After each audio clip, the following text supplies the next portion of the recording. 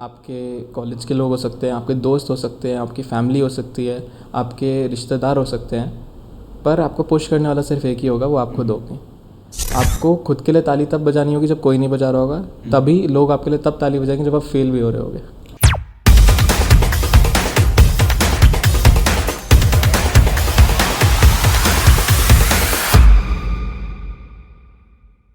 तो राहुल, स्वागत है आपका हमारे इस पॉडकास्ट सीरीज़ में। और सबसे पहले तो बहुत बहुत धन्यवाद कि आप अपने कॉलेज से टाइम चुरा कर इतना ट्रेवल करके जयपुर आए। Thank you. आई नो कि आज काफ़ी सारी बातें होने वाली है कि कैसे आपने अपना स्टार्टअप जो है कॉलेज के इनिशियल डेज में स्टार्ट कर दिया, और काफ़ी ज़्यादा फ्रूटफुल होने वाला है ये पॉडकास्ट। तो क्या कहना है आपका? How is your excitement? मेरा एक्साइटमेंट फुल पीक पे है। मैं पूरा आज दिन निकाल के आया इसके लिए, एंड मैं खुद चाहता हूँ कि मैं आज काफ़ी कुछ सीख के जाऊँ, काफ़ी कुछ हम डिस्कस करें। मैं चाहता हूँ जो देख रहे हैं पॉडकास्ट वो भी काफ़ी कुछ सीखें, और अल्टीमेटली इंडिया में स्टूडेंट एंटरप्रेन्योरशिप जो लेवल पे जाना चाहता है उसके लिए एक छोटी सी कोशिश। हाँ, मतलब मेरी भी ये इच्छा है। लाइक जब मैंने अपने फर्स्ट ईयर में स्टार्ट किया था उस वक्त ऐसा इकोसिस्टम नहीं था, और आज जैसे हम जो पॉडकास्ट रिकॉर्ड कर रहे हैं, ये भी अपने इंक्यूबेशन सेंटर में बैठ के रिकॉर्ड कर रहे हैं, तो काफ़ी चीज़ें बदली हैं। तो आप जब कॉलेज में गए तो लाइक आपके लिए जो पहला कदम था एंटरप्रेन्योरशिप की तरफ, वो क्या था? लाइक आपको कब रियलाइज़ हुआ कि नहीं यार, मुझे ये 20-25 लाख के पैकेज वाली जो जॉब्स हैं उनमें नहीं जाना, मुझे एंटरप्रेन्योरशिप जैसा कुछ करना है? तो जो एंटरप्रेन्योरशिप जैसे आपने बताया, तो मैं स्टार्ट किया था क्लास 12 के अंदर ही।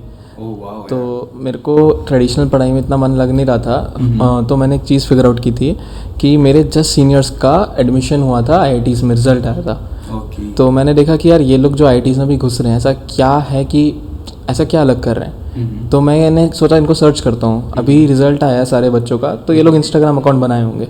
मैं उनका इंस्टाग्राम अकाउंट पे गया, मैंने देखा वो पूरे IITians की कम्युनिटी बन रखी है, पेजेस बन रखे हैं जो अभी भी ज्वाइन किए हैं। तो मेरे से जस्ट एक बैच सीनियर के। तो मैं उसमें इंटरेक्ट किया लोगों से, धीरे धीरे मैं उनका पार्ट बन गया। वहाँ से मेरे को पता चला कि क्योंकि उस समय सब ऑनलाइन था कोविड के कारण, तो इन IITs में कॉम्पिटिशन्स हो रहे थे बहुत अच्छे। तो सारे कॉम्पिटिशन्स भी ऑनलाइन थे। अब ऑनलाइन में पता नहीं लगता ना कौन से कॉलेज के हो, तो मैं फेक एंट्री डाल देता था। और मैं अनस्टॉप करके एक प्लेटफॉर्म था जिसका नाम पहले था डेयर टू कम्पीट। ये बहुत कम लोगों को पता है क्योंकि फेमस वो बाद में हुआ।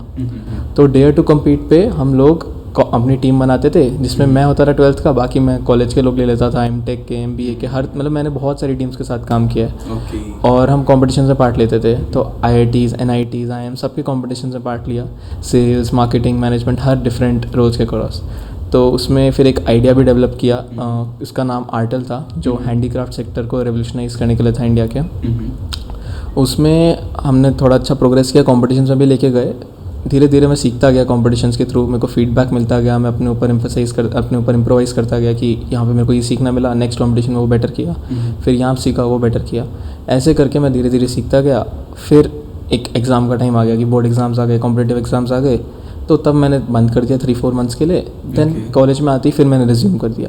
तो कॉलेज में आती जैसे मैं उन इंस्टाग्राम पेजेस के थ्रू जैसे मैं कनेक्ट हुआ था लोगों से, तो मेरे को लगा कि यार अब मैं फ्रेशर हूँ तो मेरे बैच भी कनेक्ट हो रहा होगा। तो दूसरे कॉलेजेस के बन रहे थे पेज, बट मेरे कॉलेज का कोई इतना अच्छा पेज नहीं था। मेरे को लगा यार कि कॉलेज का नाम ख़राब होगा, तो मैंने खुद ने एक पेज बना लिया। और फिर मैंने वहाँ से स्टार्ट किया। तो आपने लाइक जो पेज बनाया वो फ्रेशर्स के लिए था वैसे? बिल्कुल। तो वहाँ से आपको फिर आइडिया आया कि यार ये जो चीज़ें होती है कुछ वैल्यू एड करने वाली, वो ज़्यादा आपके लिए बनी है। राइट। ओके। तो यार राहुल, आपने हमें बताया कि जैसे आप 12th में रहते हुए कॉम्पिटिशन्स और इन सब में पार्ट लेते थे, तो जैसे कॉलेज के फर्स्ट ईयर के स्टूडेंट्स या फिर 12th के स्टूडेंट्स को आप कुछ ऐसा बताओ ना कि यार कैसे वो किसी भी कॉम्पिटिशन में पार्ट ले सकते हैं, या फेक एंट्री तो नहीं ऑफ कोर्स, बट क्या ऐसे कॉम्पिटिशन्स होते हैं जो 12th या फिर फर्स्ट ईयर के स्टूडेंट्स के लिए ओपन करते हैं? लाइक तो जो कॉम्पिटिशन्स होते हैं, आप अनस्टॉप पे भी अगर आप देखो या किसी और प्लेटफॉर्म पे देखो, उसमें मतलब ओपन टू ऑल होते हैं, ओपन टू कॉलेज स्टूडेंट्स और स्टार्टअप्स इस तरह से होते हैं। तो अगर आप 12th के स्टूडेंट हो, आप कॉलेज का नाम डालने की जगह कंपनी का नाम डाल दो, या खुद का आपको कुछ आइडिया है उसका नाम डाल दो कि आप एक स्टार्टअप की तरह रजिस्टर कर लो। तो उस तरह से आप बिल्कुल रजिस्टर कर सकते हैं उसमें, तो इजीली उस कॉम्पिटिशन। बिल्कुल। तो जैसे अनस्टॉप के बारे में आप बात कर रहे हैं, इंस्टॉक पे कॉम्पिटिशन्स और ऐसे चलते रहते हैं, तो ऐसे कोई और प्लेटफॉर्म्स भी है जो लाइक आपने यूज़ किए हो? और बिल्कुल। तो अनस्टॉक सबसे कॉमनली यूज प्लेटफॉर्म है। उसके अलावा हर कॉलेज के अपने खुद के पोर्टल्स होते हैं, खुद के इंस्टाग्राम पेजेस होते हैं, जिसमें क्योंकि कोई भी अगर ऑर्गेनाइजर है तो उसे कुछ कॉलेज लगेगा कि ऑर्गेनाइज करने के लिए, क्योंकि उनको एक टीम चाहिए जो कॉलेज से मिलती है, और बच्चे चाहिए वो भी कॉलेज में मिलते हैं। तो अगर आप इन कॉलेजेस के पेजेस को आप फॉलो करने लग जाएं, अगर आपको टेक साइट देखना है तो आप टेक्निकल चैप्टर्स या क्लब्स को फॉलो करें, अगर आपको एंटरप्रेन्योरशिप साइट देखना है तो आप ई सेल्स को फॉलो करें। तो अगर आप उनको से फॉलो करने लग जाएं तो आपको खुद एक्सप्लोर नहीं करना पड़ेगा, उनके पेजेस पे रेगुलर अपडेट्स आ जाएंगी कॉम्पिटिशन्स की। ओके, तो ये कुछ चीज़ें हैं जिनको अगर कोई बंदा सीख लेता है कॉम्पिटिशन्स में पार्ट लेना, और वो तो एक ना एक दिन कोई ना कोई कॉम्पिटिशन निकाल ही लेगा। जी। ओके। हाँ, तो ये राहुल, मैंने जब आपकी लिंक्डइन देख रहा था तो मैंने देखा कि आप इंटरनेशनल कॉम्पिटिशन्स में भी गए हैं अपने आइडिया को रिप्रेजेंट करने। तो यार मुझे पहले तो उस कंपटीशन के बारे में बताओ, और फिर मैं एक्साइटेड हूँ उस आइडिया के बारे में जिसको आपने रिप्रेजेंट किया, और फिर आप नेशनल फाइनल्स तक गए, तो उसके बारे में थोड़ा बताइए। तो जो कंपटीशन था उसका नाम था GSE, which was global student entrepreneurs awards. तो उसमें जो इंडिया का मतलब पूरा एक कंपटीशन एक ऑर्गेनाइजेशन कराती है, which is EO, entrepreneurs organisation. EO is a network of HNIs, high net worth individuals, और उनका फ्लैगशिप इवेंट होता है GSE है। उनके CSR मनी से ये पूरा फंड होता है, और इंडिया के सारे प्रीमियर 5 स्टार होटल्स में ये ऑर्गेनाइज किया जाता है। ये चैप्टर वाइज होता है, हर सिटी का एक चैप्टर होता है, और अगर आप वो चैप्टर विन कर दें ना, हम नेशनल्स के लिए, साउथ एशिया फाइनल्स के लिए क्वालिफाई करते हैं। आप जैसे कि बता रहे हैं, आप भी एक नेशनल फाइनलिस्ट रह चुके हैं। तो मैं रिप्रेजेंट किया था college stuff idea, which was like एक प्लेटफॉर्म था, one stop destination for non academic needs of a college student. तो हम इसमें कॉलेज स्टूडेंट्स को डिस्काउंट्स प्रोवाइड करते थे अक्रॉस 200+ ब्रांड्स, एंड हमने इसको काफ़ी अच्छा स्केल किया था। हमने 3 मंथ्स में 5,25,000 का रेवेन्यू जनरेट किया था, एंड हमारा मंथली ट्रैक्शन 80,000+ का था। तो लाइक मतलब आइडिया तो काफ़ी इंटरेस्टिंग है, आप हमारे कॉलेज तक नहीं आए इसका, तो इसका मुझे मलाल है। बट लाइक कैसा रहा वो कंपटीशन में, जैसे अगर एक normal first year second year student अगर जाना चाहे, क्योंकि मैं खुद भी बता सकता हूँ, मैं ऑफकोर्स एक GSE पर पूरी प्रॉपर एक वीडियो बनाने वाला हूँ अलग से, बट आपका जो जर्नी था वो मैं जानना चाहता हूँ कि आपने कैसे अप्लाई किया, कैसे अप्रोच किया, या फिर क्या टीम आपके पास आगे से आई थी, तो वो पूरा प्रोसेस क्या था? तो GSE में मैं और मेरा को-फाउंडर मोहसिन, हम लोग साथ में पार्ट लिए थे, और हम अलग अलग चैप्टर्स में पार्ट लिए थे। हमने स्टार्ट किया था नागपुर से, नागपुर, पुणे, मुंबई, चेन्नई, ओडिशा, हमने 5 जगह किया। हम हर बार फाइनल तक गए, बट कभी भी जीत नहीं पाए। फिर फाइनली लास्ट कंपटीशन था GSE का, सारे चैप्टर्स खत्म हो गए थे, लास्ट चैप्टर था नवी मुंबई। हम वो जीत गए। So you were winner from there? Yes, तो हम उसमें फर्स्ट थे। We won 1,25,000 there, and then we qualified in for the GSE national finals which was held in Pune. यार क्या किया उस 1,25,000 का? वो ऑन कैमरा नहीं बता सकते। अच्छा, अभी कोई गर्लफ्रेंड है? हाँ है। हाँ, फिर मैं बता सकता हूँ क्या किया उसने। एनीवेज, अच्छा एक चीज़ और जाननी थी मुझे, जैसे आपने अपना जो पहला आइडिया स्टार्ट किया, आपने रेवेन्यू भी बनाया, तो उसमें पैसों की जरूरत पड़ी थी आपको स्टार्टिंग में? हमने बहुत फ्रूगल स्टार्ट किया था, ज़ीरो मनी पे। और कितने लोगों की टीम थी आपकी? 2 लोग?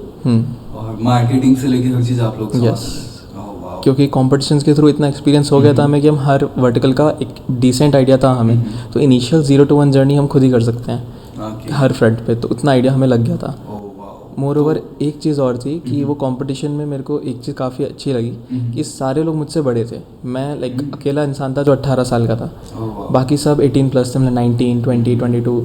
तो मैं फर्स्ट ईयर में ही था, बाकी सब एटलीस्ट सेकेंड ईयर में थे, थर्ड ईयर फोर्थ ईयर के मेजॉरिटी लोग थे। इवन जब मैं गोवा चैप्टर में गया तो I was also in third year, so like proud of you man. तो मेरे को काफ़ी सीखने को मिला वहाँ, आपसे भी, बाकियों से भी, कि एक अलग एक्सपीरियंस था। हम हॉस्टल में रहते हैं, वहाँ पे एक प्रॉपर 5 स्टार होटल में सारे एंटरप्रेन्योर्स के साथ रहना, उनसे सीखना, लाइक रह के सीखना, कंपटीशन में जाना, कैसे हो रहा है इवेंट ऑर्गेनाइज, क्या वहाँ पे क्या पूछा जा रहा है, कैसे प्रोफेशनल पिचिंग हो रही है, कैसे इकोसिस्टम के लोग आ रहे हैं, कैसे वहाँ पे नेटवर्किंग हो रही है, काफ़ी कुछ सीखने को मिला वहाँ पे। हाँ, और इसके अलावा सीखने को ये भी मिला कि रात को 12 बजे कैसे किसी के घंटी बजा के भागते हैं, घंटी बजा के भागना है।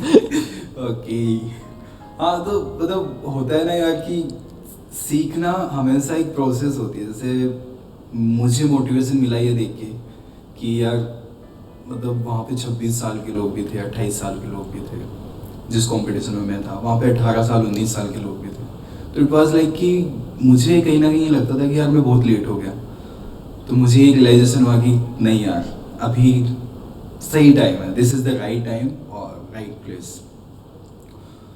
तो फाइनली फिर आप ईओ फाइनल्स तक पहुँचे और ये जर्नी काफ़ी सही रही आपकी।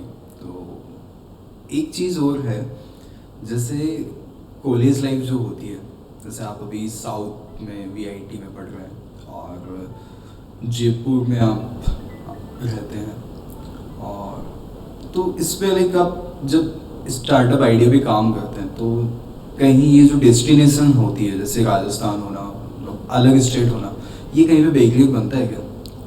डेस्टिनेशन में सिर्फ कल्चर डिफरेंट होता है। लाइक साउथ का अगर मैं चेन्नई या बैंगलोर का कल्चर बताऊं जो हमारे कॉलेज से नियरेस्ट है, तो एक अच्छे स्टार्टअप हब्स अभी डेवलप होके आए हैं। जयपुर जो एरिया है वो कंपैरेटिवली न्यू है और यहाँ पे अपॉर्चुनिटीज़ ज़्यादा क्रिएट हो रही है। वहाँ पे मैं कह सकता हूँ एक सैचुरेशन की काफ़ी पास है वो, तो वहाँ पे कंपटीशन भी ज़्यादा है। वहाँ पे आपको अगर कुछ अच्छा करना है तो आपको काफ़ी कुछ करना पड़ेगा, तब जाकर आपको कुछ सपोर्ट मिल सकता है। यहाँ पे वो सपोर्ट मिलना ईजी है।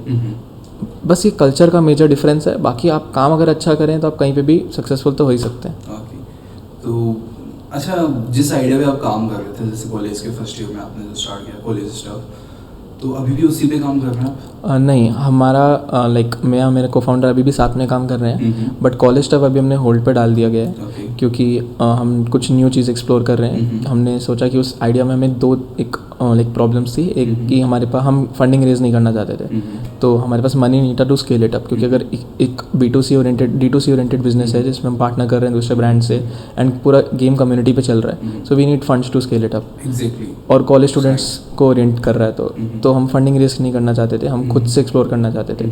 तो एक फिलॉसफी है मेरे को फाउंडर ने मेरे को सिखाई थी कि if you can't make money by your own money, तो तुम दूसरे के मनी से पैसा नहीं कमा पाओगे। तो इसलिए जो अभी मेरा करंट स्टार्टअप है विच इज़ और है, जिसकी मैं टी-शर्ट भी पहन रहा हूँ, तो इसमें हम पूरा बूटस्ट्रैप रख रहे हैं एंड हम सोच रहे हैं कि इसको हम एक अच्छे लेवल तक लेके जाएं before we move out to like explore other support opportunities. Okay, वाह। तो इससे पहले कि अपन आगे बढ़े, मैं बता देता हूँ कि OraX ने इस वीडियो को स्पॉन्सर नहीं किया है बट हाँ, लाइक सही है यार, लाइक आपने डिसाइड किया कि कुछ नया एक्सप्लोर करना है। तो आज के टाइम में क्या होता है, जैसे मैं कोई आइडिया पे काम कर रहा हूँ या फिर कोई भी यंग एंटरप्रेन्योर्स है, first year second year students, वो अपने आइडिया से प्यार कर बैठते हैं, लाइक चिपक जाता है कि नहीं यार मैं इस आइडिया पे काम कर रहा हूँ, जैसे आपने तो रेवेन्यू भी बनाया उससे। ऐसे ही कई लोग होते हैं जो रेवेन्यू स्टेज तक भी नहीं पहुँचते लेकिन फिर भी कंटिन्यूसली उस पर काम कर रहे होते हैं। तो उस केस में आपके पास वो क्या चेक पॉइंट्स थे कि यार मुझे अब जो कॉलेज स्टफ है उसको होल्ड पे डालना है और कुछ नया एक्सप्लोर करना है, ये कहाँ से आपके मतलब दिमाग में आया? Good question.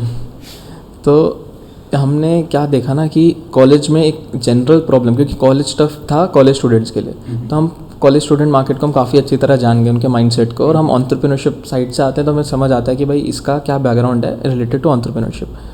तो हमें एक चीज़ समझ आई कि कॉलेजेस में बच्चे स्टूडेंट प्रॉब्लम्स को ज़्यादा फोकस करते हैं।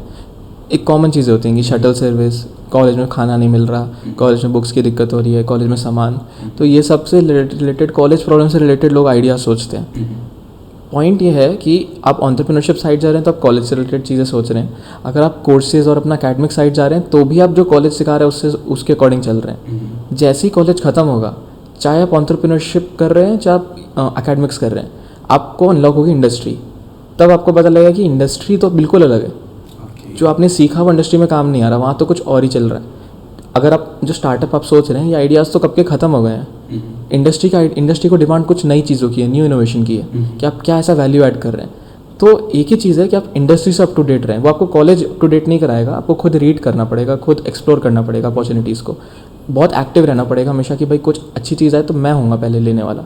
इस तरह से तब आप इंडस्ट्री से अप टू डेट रह सकते हैं और तभी आप जो कॉलेज का जो बैरियर है ना उसको सरपास कर पाएंगे कि इंडस्ट्री की डिमांड क्या है। अल्टीमेटली कॉलेजेस भी क्या कर रहे हैं, स्टूडेंट्स को ट्रेन करके इंडस्ट्री की डिमांड फुलफिल करना चाह रहे हैं। बट जैसे खाना बनाते हैं जब अपन, तो अगर हम एक बड़े इसमें बनाते हैं बोल में, अगर अपन लेट से एक छोटे बॉल में अपन 2 ग्राम कुछ डालते हैं और अगर अपन 10 टाइम्स बड़ा बॉल लेते हैं तो अगर हम उसमें 20 ग्राम डालेंगे तो वो उतना एक्यूरेट नहीं बनेगा, क्योंकि उसमें अपने को हर चीज़ अकॉर्डिंगली स्केल करनी पड़ती है।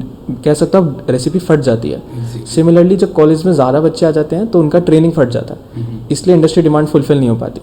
तो आपको स्टैंड आउट करने के लिए खुद इंडस्ट्री के लेवल पे आना पड़ेगा और वो आप सिर्फ खुद ही कर पाएंगे, उसमें आपको कॉलेज हेल्प नहीं कर सकता एटलीस्ट। ओके, वाह। तो यार मतलब आपने बताया कि अप टू डेट रहना चाहिए और इंडस्ट्री डिमांड के अकॉर्डिंग, तो being as an first year student, फिलहाल मैं सेकंड ईयर में आ गया हूँ जस्ट। नहीं मतलब like I am talking about general, okay, है ना, कि जो फर्स्ट ईयर के स्टूडेंट होते हैं उनके पास अप टू डेट रहने के लिए कोई सोर्सेज नहीं होते। आज अगर मैं बात करूं, जो जनरल फर्स्ट ईयर स्टूडेंट है, कॉलेज स्टूडेंट्स, उनके पास उनकी कॉलेज कम्युनिटीज़ के अलावा कोई ऐसा प्रॉपर सोर्स नहीं है जहाँ से वो अप टू डेट रह सके। उनको डिफरेंट जगह पे जाना पड़ेगा। तो लाइक आपने वो कौन से प्लेटफॉर्म्स का यूज़ किया जिनसे आप अप टू डेट करते थे? लाइक आप क्या लिंक्डइन को यूज़ करते थे या फिर कुछ और ऐसा था? ये जो आपने प्रॉब्लम बताई बहुत जेन्युइन प्रॉब्लम है जो हर किसी को फेस होती है। हमने काफ़ी लोगों को जब इंटरव्यू किया था और बात की थी तो हमें ये फीडबैक मिला था इन कॉलेज स्टफ। तो कोविड के पहले हम इसको 2 पीरियड्स में क्लासीफाई करते हैं, एक प्री कोविड एक पोस्ट कोविड, और ड्यूरिंग कोविड भी कर सकते हैं। तो प्री कोविड पीरियड में हर कॉलेज स्टूडेंट का इन्फॉर्मेशन सोर्स क्या होता था? उसके सीनियर्स, उसके फैकल्टीज़, कॉलेज के एक भैया होते हैं ना, मेरे भैया कॉलेज के, या फिर मेरा फैकल्टी कॉलेज का, बस ये 2 ही इन्फॉर्मेशन सोर्स होते थे। कोविड में कॉलेजेस ऑनलाइन हो गए, the only information source was internet which is the supreme source. उसके बाद पोस्ट कोविड कुछ लोग ट्रेडिशनल पे वापस चले गए, कुछ इंटरनेट पे चले गए। तो मैं खुद, क्योंकि ड्यूरिंग कोविड मैंने स्टार्ट किया, तो मेरा ये मानना है कि internet is the biggest source. आप अपनी वैल्यूज़ एंड एथिक्स से स्टिक्ट रहो तो इंटरनेट आपको कभी डाइवर्ट नहीं होने देगा, डेविएट नहीं होने देगा। आप फोकस्ड आपको क्या करना है, और उसके रिलेटेड आपको इंटरनेट का एल्गोरिदम ऐसा है ना कि आप जो सर्च करोगे आपको वही दिखाएगा। तो आपको एक टाइम के बाद खुद पुश नहीं करना होगा, इंटरनेट आपको पुश कर रहा होगा। तो आप अपना पूरा अगर आप एंटरटेनमेंट भी कंज्यूम कर रहे हैं यूट्यूब पे, तो अगर आपको चाहिए कि भाई मेरे को फोकस्ड होना है, मेरे को ये चीज़ करनी है, तो अपना कंटेंट आप उस तरह से स्ट्रक्चर कर लो। मैंने तो एटलीस्ट यही किया है, अभी भी कह रहा है, पहले भी किया था, कि अगर मेरे को एंटरप्रेन्योरशिप साइड पे जाना है तो मैंने अपना पूरा कंटेंट पॉडकास्ट ओरिएंटेड और एंटरप्रेन्योरशिप न्यूज़ ओरिएंटेड कर लिया, कि मैं फ्री टाइम में मेरा एंटरटेनमेंट भी हो रहा है प्लस मेरी पैसिव लर्निंग हो रही है। मेरे को एक्टिवली नहीं सुनना पड़ रहा, बट सबकॉन्शियस में मेरी चीज़ें जा रही हैं। तो इस तरह से मैंने उसको अपने आप को स्ट्रक्चर किया था। तो मैं यही कहूँगा कि हर किसी को इस तरह से करना चाहिए। और हम कॉलेज स्टफ को एक इन्फोटेक साइट बनाना चाहते थे कॉलेज स्टूडेंट्स के लिए, यही इन्फॉर्मेशन प्रॉब्लम सॉल्व करने के लिए। तो मैं IIT बॉम्बे गया था, वहाँ पे मेरे को मिले थे प्रांजल कामरा। तो उन्होंने मेरे को एक चीज़ बताई थी कि अब ChatGPT आ गया, वो तो बहुत अच्छे से सॉल्व करता है इन्फॉर्मेशन की प्रॉब्लम। और अब तो बार्ड जैसे है, ChatGPT 4 आ गया है, धीरे धीरे इंटरनेट से कनेक्ट हो जाएंगे। ChatGPT 4 तो ऑलरेडी कनेक्टेड है, तो आपको सर्च भी नहीं करना होगा, आपको आपके लिए पर्सनलाइज आंसर देगा वो। तो इन्फॉर्मेशन का तो प्रॉब्लम रहा ही नहीं है, आप सीधा डालो आपको आंसर मिल जाएगा। बस आपको वो होना चाहिए कि भाई मेरे को जानना है कुछ, मेरे को सीखना है कुछ, और रेगुलर होना चाहिए। तो लाइक ChatGPT ऑफ कोर्स आज कॉलेज स्टूडेंट्स यूज़ करते होंगे, और मैं काफ़ी ज़्यादा यूज़ करता हूँ, काफ़ी चीज़ों में इसका यूज़ होता है। इवन जब यूट्यूब प्लेलिस्ट डिसाइड करनी होती है कि कौन सा वीडियोस कब जाना है, तो वो चीज़ भी ChatGPT ईजी कर देता है। तो मतलब ChatGPT आपने एक चीज़ बताई जिसको यूज़ करके आप इंफॉर्मेशन गैदर कर सकते हैं। और कहीं ना कहीं मुझे एक चीज़ और लगी कि जब अपन कुछ देखते हैं, कुछ एक पर्टिकुलर स्ट्रीम को अपन फॉलो करते हैं हर जगह पे, लाइक वो इंस्टाग्राम हो गया, यूट्यूब हो गया, तो फिर रिकमेंडेशन जो होती है वो भी उसी स्ट्रीम से आने लगती है। बिल्कुल, उसी से रिगार्डिंग रिकमेंडेशन आती है, और वो रिकमेंडेशन में कई बार ना ऐसी कोई वैल्यूएबल चीज़ आती है कि मज़ा आ जाता है। तो काफ़ी अच्छी चीज़ बताई आपने, और मैं आप सबसे यही रिक्वेस्ट करूँगा कि यार जितना जल्दी हो सके ना अपनी जो फीड है उसको सुधार लो, समझ रहे हो ना। इसका एक सिंपल तरीका भी है, आप इंस्टाग्राम पे होम पेज पे जाते हो, कुछ भी रिकमेंड करता है इंस्टाग्राम, साइड में एक 3 बटन होते हैं, उसको क्लिक करो, नॉट इंटरेस्टेड दबा दो, जो आपको नहीं देखना, वो रिकमेंड नहीं करेगा आगे से, वो फ्यूचर से रिकमेंड नहीं। बिल्कुल। और जो आपको लग रहा है कि भाई मेरे को ऐसा कंटेंट देखना है, तो ज़बरदस्ती लाइक करो उसको। तो राहुल यार, आगे मैं ये पूछना चाहता हूँ, जैसे आज जो मॉडर्न टेक्नोलॉजी बढ़ रही है, AI आ रहा है आजकल, काफ़ी सारी चीज़ें AI से हो रही हैं, तो इस जो ये AI वाला जो सेक्टर है इसके बारे में आपके क्या थॉट्स है as a student, as a founder? आप क्या सोचते हो लाइक कि एआई अपने लिए लिवरेज है, या फिर जो स्टार्टअप, या फिर नो कि जो क्या कहते हैं इनोवेशन का जो माइंडसेट है उसको ख़त्म कर रहा है? क्योंकि आज जैसे चैट जीपीटी पे भी अपन कुछ भी डालते हैं तो वो खुद ब खुद आइडिया दे देता है। तो अपन को जो सोचने की जो क्षमता होती है ना, उसमें कहीं ना कहीं मुझे ये लगता है पर्सनली कि वो नीचे जा रही है ना। पहले इंसान क्या से क्या सोच लेता था, आज उसकी जो सोचने की कैपेसिटी है वो जीपीटी पे डिपेंडेंट है। तो आपके क्या थॉट्स है इस पे? मेरे थॉट्स ये हैं कि एआई जो है आर्टिफिशियल इंटेलिजेंस वो मैथ्स की तरह है। ओके। मैथ्स बच्चों को बहुत डराती है, सेम आर्टिफिशियल इंटेलिजेंस भी लोगों को डराता है। पर कुछ लोग क्या करते हैं, मैथ्स से डरते नहीं हैं, उसको ऐसे टूल यूज़ करते हैं कि अगर मेरे को लेट से ये बनाना है पॉट, तो मैं इसका मेजरमेंट लूँगा, एंगल लूँगा, तो ये टूल है जिससे मेरे को हेल्प मिल रही है बनाने में। सिमिलरली अगर मैं आर्टिफिशियल इंटेलिजेंस का एज ए टूल यूज़ करूँ कि मेरे को कुछ काम करना है एज ए टूल, कि मेरा काम तेज कर दे, मेरे को हेल्प कर दे, एफिशिएंट कर दे, सोचने की क्षमता तो मेरे पे ऐसे डिपेंड करती है कि मैं कितना टाइम उससे दूर रह के मैं खुद सोचूँ। तो उसको भी मैं एज ए टूल यूज़ कर सकता हूँ कि जो मैंने सोचा मैं उसको बोलूँ, और कुछ ऐसे वो भी मेरे को आइडियाज़ इनपुट करके दे। मेरे पास हमेशा कोई इंसान नहीं होगा डिस्कस करने के लिए आइडियाज़, तो वो भी कुछ ऐसे आइडियाज़ मेरे को दे सकता है जो मैं जेनेरिक आइडियाज़ हो पर मैं नहीं सोच पा रहा हूँ। तो उसको अगेन मैं एज ए टूल अगर लेवरेज करूँ तो मैं उसके ऊपर की चीज़ कर पाऊँगा जो मैं शायद जो खुद मैं कैपेबिलिटीज़ अनलॉक नहीं कर सकता हूँ। स्टीव जॉब्स ने एक इंटरव्यू में बहुत अपनी एक अच्छी बात कही थी कि सबसे एफिशिएंट एक एफिशिएंसी एक्सपेरिमेंट हुआ था, तो सबसे ज़्यादा एफिशिएंट जो चीज़ थी वो थी एक मैन ऑन अ बाइसिकल। तो जब इंसान को टूल मिलता है तो वो सबसे ज़्यादा एफिशिएंट हो जाता है। तो एआई को यूज़ करके आप सबसे ज़्यादा एफिशिएंट हो सकते हैं। एआई जॉब्स नहीं खाएगा अगर आप एआई को एज ए टूल यूज़ करना चालू कर दें अपने हर काम में। ओके, तो इससे डरना नहीं है और इसको ज़्यादा सिर पे भी नहीं चढ़ाना, इसको साथ लेके चलना है ताकि आपके काम आसान हो सके। जैसे हम गाड़ी रिपेयर करते हैं तो हम अपने टूल रखते हैं, तो जैसे हम कुछ जो भी अपने काम कर रहे हैं उसमें एआई को टूल बना लें। ओके, वाह।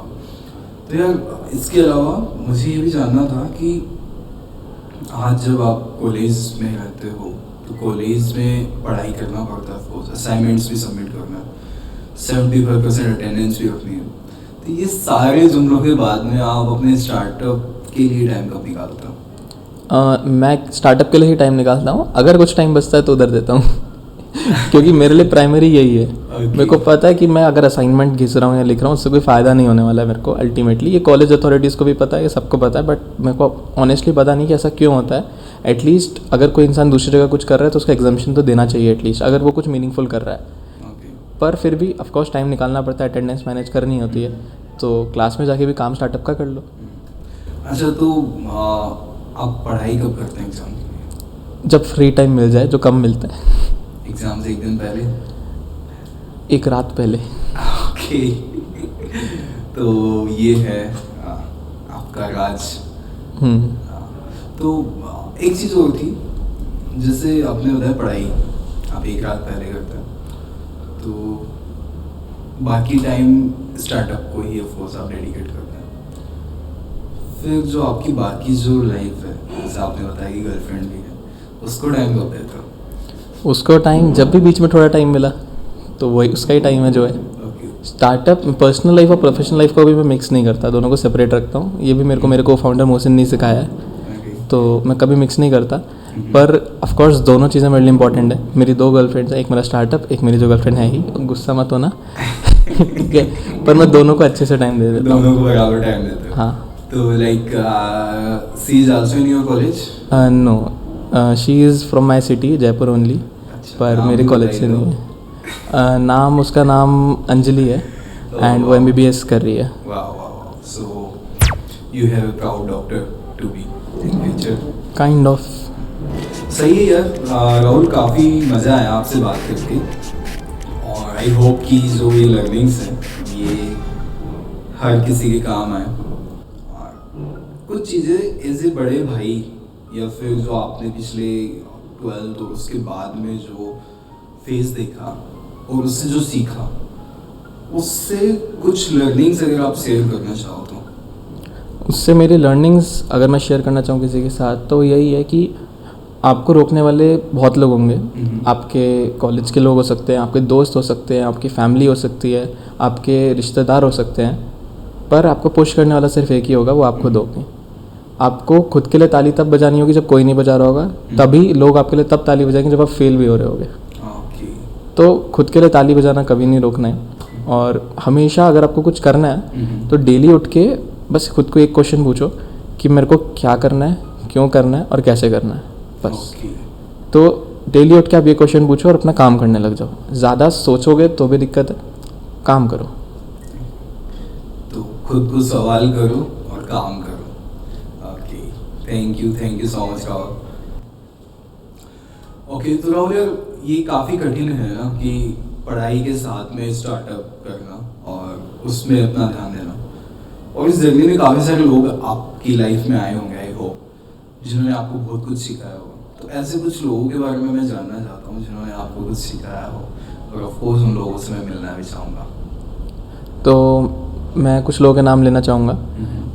पहला तो मेरी गर्लफ्रेंड, दूसरा मेरी बहुत अच्छी दोस्त है मिली, उससे मैं काफ़ी कुछ सीखा हूँ। तीसरा अगर मैं बोलूँ कि तो अरे यार तीसरा कौन है? महात्मा गांधी। तीसरा कौन है? कोई काफ़ी कम लोग होते हैं वैसे। ये कट नहीं हुए, ये ऐसा कैसा जाएगा? तीसरा याद नहीं आ रहा। अरे यार अच्छा, गर्लफ्रेंड का नाम लेना जरूरी था ना, क्योंकि अगर गर्लफ्रेंड के नाम के पहले किन्हीं और का नाम ले लिया जाए तो वो आई नो। ये ना मास्टर स्ट्रोक खेल रहा है और कुछ नहीं है। तो इन दो लोगों से मैं काफ़ी कुछ सीखा हूँ, और इन दोनों लोगों ने काफ़ी मेरे को सिखाया है।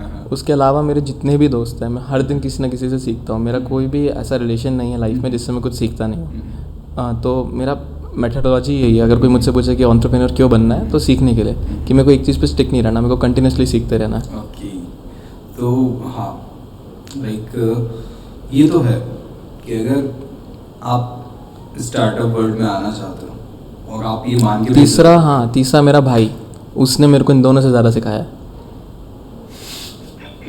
भाई नाराज ना हो जाता है इसलिए ना। वो मतलब इतना, वो मेरे घर का ही हो गया ना, तो उसको दिमाग में आता ही नहीं। वो बचपन से उसने मेरे को इतना सिखाया। मेरा आपके भाई बड़े हैं या छोटे हैं आपसे? मेरा भाई छोटा है। Okay. और मतलब ऐसा बहुत कम होता है कि छोटा भाई भी सिखाता है, बट मैं उससे काफ़ी कुछ सीखता हूँ। मेरा इवन ईमेल के साथ मैंने उसका नाम लगा रखा है। लोगों को लगता है कि पापा का नाम लगाते नाम के आगे, मैंने ईमेल में अपने भाई का नाम लगाया है। तो मेरे को काफ़ी कुछ सीखने को मिलता है उससे। ठीक है। और अच्छा, एक चीज़ और थी यार राहुल, कि जैसे ना आजकल सोशल मीडिया पे ना बहुत ज़्यादा डिस्ट्रक्शन है ना, मतलब बता नहीं सकते कि आज मेरे खुद के जो पर्सनल दोस्त हैं, या फिर हम कहीं भी बैठे हैं या फिर कुछ भी हो रहा है, एक वक्त तक मेरे अंदर भी एडिक्शन था। मैं देखता हूँ कि हर कोई अपने फ़ोन में एंगेज रहता है। तो क्या इसको लेकर भी कुछ बनाया जा सकता है? बिल्कुल। ऐसा कुछ आपके पास कुछ थॉट है? अगर हर कोई सोशल मीडिया पे एंगेज रहता है तो आपको डिसाइड करना है आपको कौन सी गेम खेलनी है।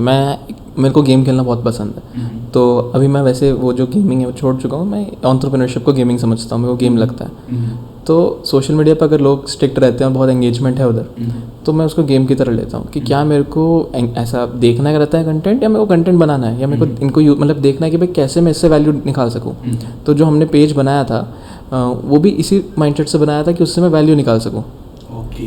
तो लोग अगर सोशल मीडिया पे एंगेज हो रहे हैं तो कैसे आप उससे भी लर्निंग निकालो। आप खुद देखो बना के चीज़ें, खुद देखो किस पे क्या रिस्पॉन्स आता है, कैसे वर्क करता है सोशल मीडिया, कैसे एल्गोरिथम से वर्क करते हैं, कैसे सोशल मीडिया इज मेरे को ये लगता है सोशल मीडिया से आप लोगों की साइकोलॉजी डिकोड कर सकते हो कि मासेस की साइकोलॉजी क्या सोच रही है, और उसको अगर आप उसकी इंसाइट्स ले पाओ तो उसके ऊपर आप प्रोडक्ट्स बना सकते हो। ओके, और उसको इजी टू मार्केट हो जाता है। बिल्कुल।